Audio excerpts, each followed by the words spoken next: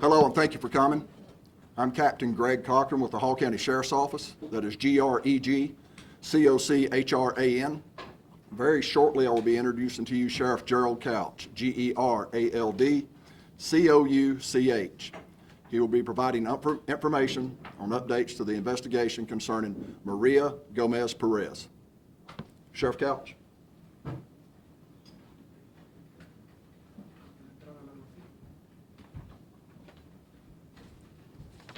Well, thanks to everybody for coming out this afternoon and helping us spread the word about the disappearance of Maria Gomez-Perez.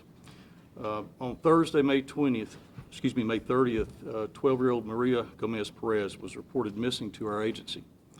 That report set into motion a large law enforcement and community effort to find Maria. We are all doing everything within our power to bring Maria home safe and sound. And make no mistake, the men and women of the Sheriff's Office and numerous other agencies have Maria's image burned in our hearts and into our minds. In the next few minutes, I hope to accomplish the following. First, I want to share with you information about who all was involved in this investigation and a little about the sheer size of the team working to find Maria. Next, I will talk about what this team has done since the initial missing report while still protecting the integrity of the investigation. And after that, I'll address frequently asked questions as well as ways that people can help in this case. And to wrap it up, then I'll take a few questions at the very end. First, the who. To say that there are many people involved in the effort to bring Maria home is an understatement. The Hall County Sheriff's Office is the fourth largest full-service sheriff's office in the state of Georgia. That includes our Criminal Investigations Bureau, which is made up of approximately 50 team members. All of them, all 50 have touched this case in some form. Most of them have worked double time since Maria was initially reported missing. These include not only our Crimes Against Persons section, but the Special Investigations Unit, our Intelligence Unit, and also our Crime Scene Unit. And additionally, our Patrol Division, our K-9 Unit, our Warrant Service Unit, our administrative staff, and our Court Service deputies have been involved in this effort to locate her. To our team, I want to say that your tireless work is greatly appreciated, and I'm proud of each and every one of you. Our team is talented, it's experienced, and it's driven, but Maria deserves all of the help that can be provided. To that end, other law enforcement agencies have offered their assistance, and I have welcomed them to our investigation with gratefulness. Men and women of the following agencies and entities have offered invaluable help, and they continue to work with our people here at the Hall County Sheriff's Office. Those agencies are the Georgia Bureau of Investigation, the Federal Bureau of Investigation, the Gainesville Police Department, U.S. Homeland Security Investigations, and also the Consulate General of Guatemala in Atlanta. And a tremendous effort from our community groups, business, and individuals across our county. Just on the investigator front, the FBI has provided 12 personnel, Homeland Security contributed 6 agents, and GBI gave us 4 agents, bringing the total number of investigators on this case to roughly 70 people, including several intelligence analysts. And if I've missed out anyone, investigator or otherwise, I apologize in advance to everyone involved from all of these agencies. I thank you from the bottom of my heart. Now to the what. Without jeopardizing the work we've already done, I want to outline what type of efforts we've put into action over the last several days. Early on, we began disseminating our tip line and the email address that we have for information. Since publicizing this contact information, we have received approximately 50 tips, including bringing the total tips nearly to 70. Each one has been thoroughly examined and acted upon, and we ask that the community continue to use this number and this contact information that's located on the bottom of the flyer on the screen beside me as well. If they have any information whatsoever to let us know. Our team and other investigators have physically been on scene at Maria's residence on numerous occasions, starting the day she was reported missing. The latest search there happened over this past weekend and included the aforementioned FBI agents. Work at the home has included interviews, forensic examinations, electronics, and K-9s, which were used to search the area completely and thoroughly. Speaking of interviews, our team and other law enforcement has interviewed everyone who lives in Maria's home, including her father, and all of whom we believe to be from Guatemala. Individuals with a Guatemalan consulate and the FBI who know the dialect that these individuals speak have assisted us with those interviews. Our team and other law enforcement has also interviewed school officials, Maria's friends, several of her social media friends, as well as neighbors. And speaking of neighbors, in the neighborhood, our team has canvassed the area, which means going door to door and speaking with every individual that lives there, asking for information. Many have asked us about searches, and well, I'll cover that a little more at the end here, but we have conducted targeted ground searches, and we have involved canines, and we've utilized our drone team, which is also trained in extensive searches. Additionally, we used our Marine unit boat to search portions of Lake Lanier. Our team will continue to use searches when they are appropriate to the information that we receive. On the technology front, investigators have seized numerous phones during their work, and data from these phones has been downloaded, and intelligence unit members continue to process that information. Leads already generated with the data are being explored. Additionally, investigators from our agency, as well as from the GBI and the FBI and Homeland Security, have done extensive amount of work on social media, examining and reviewing Maria's online acquaintances, her friends, and anyone she has associated with. The FBI has also assisted with numerous out-of-state leads as well. Several people have mentioned cameras in the area of her home, and this society, we have cameras everywhere now. But all known video footage of any plausible value in the case have been downloaded and they have been reviewed. If anyone has video and has not provided that to us, we would ask that they would do so immediately. Our team has worked extensively on getting the word out of Maria's disappearance, along with our community partners. Our agency has provided approximately 5,000 flyers or posters to individuals and groups willing to hand them out and post them. We have posted the same information in a variety of forms on our social media accounts and websites over the past several days. Our team has placed 4 traffic message boards on heavily traveled roads in Hall County with information on Maria's disappearance. Our community and business partners have expedited public service announcements promoting the search for Maria on 3 digital billboards across the county. We also reported Maria's case to the National Center for Missing and Exploited Children, and they have featured her story on its various channels. So some of the commonly asked questions and how can people help? We'll cover that. I've addressed most of the common questions that we've received about the investigation, but I want to elaborate further on one, and that is searches.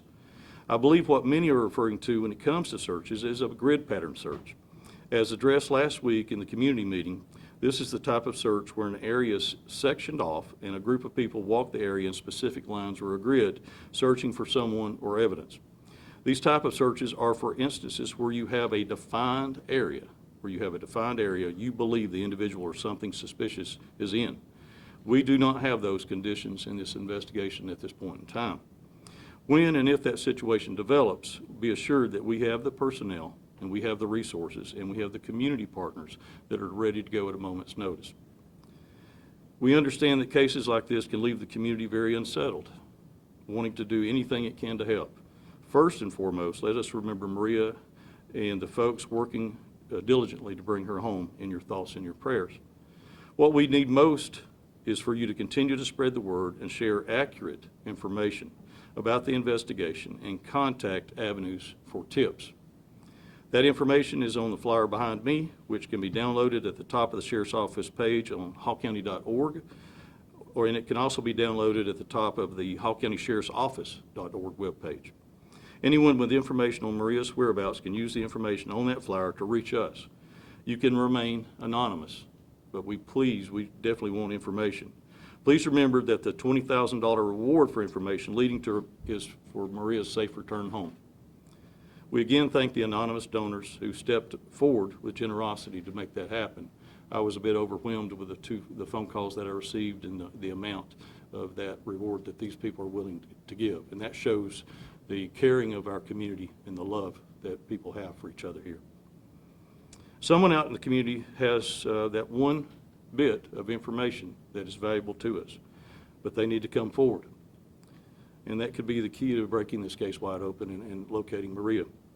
I urge everyone who might have information about Maria's disappearance to reach out to our investigators and share what they have.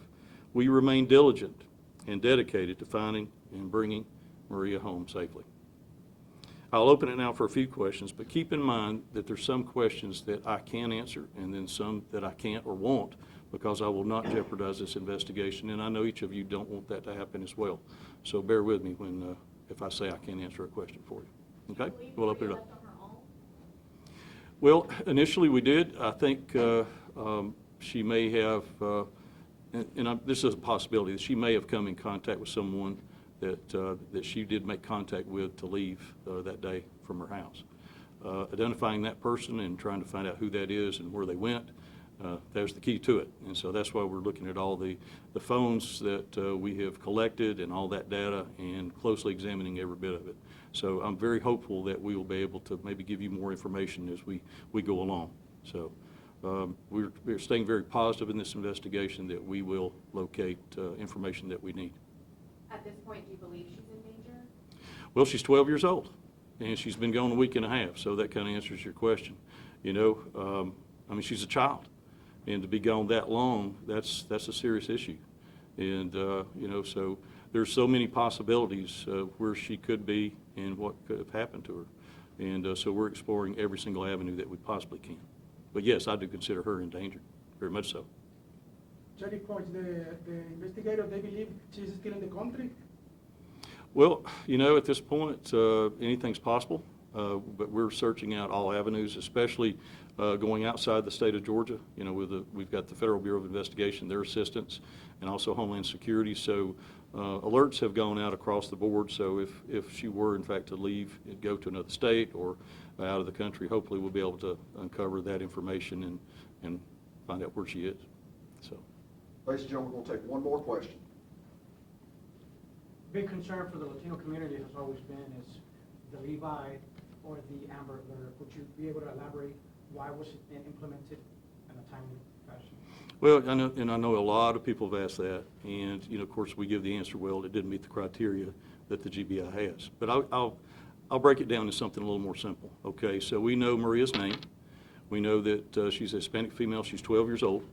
We know she's 5'3", and we know she's 110 to 100 to 110 pounds, with black hair and brown eyes.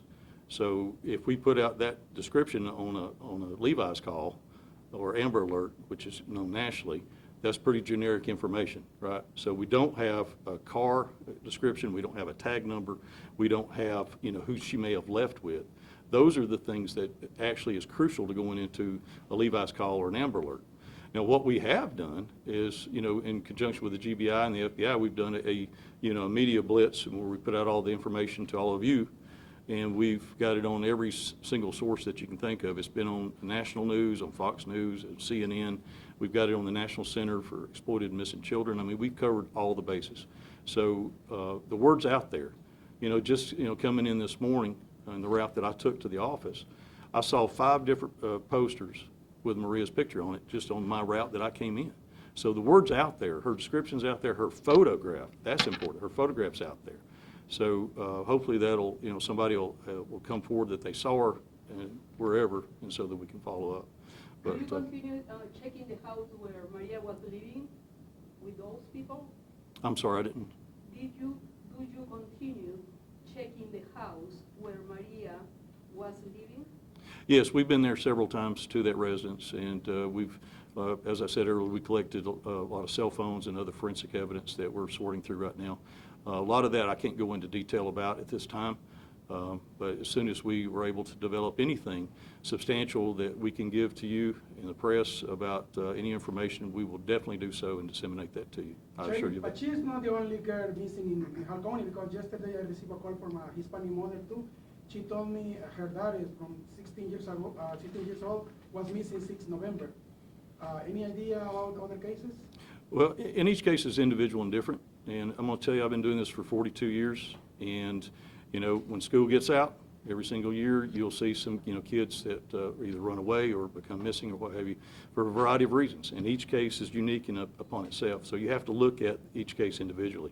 There's a lot of troubled homes out there. A lot of people, and kids, they get involved in things that they shouldn't. And not saying that's what this case is about, but, you know, when you're talking about a broad general thing of where you have children that are runaways or missing, then, you know, there's a lot of variables there. in Ladies and that type gentlemen, that's thing. going to wrap it up for today. Thank you very much for coming. Thank y'all. Appreciate your patience. Sheriff, if there is a chance that we can talk with somebody in Spanish, this is very important information for our Hispanic community, and we would like to have answers in Spanish, if that's possible, please. Oh, okay. We will address that with you directly in just a moment. We'll do that. Okay, la Thank you. conferencia de prensa Appreciate y'all. terminaron y básicamente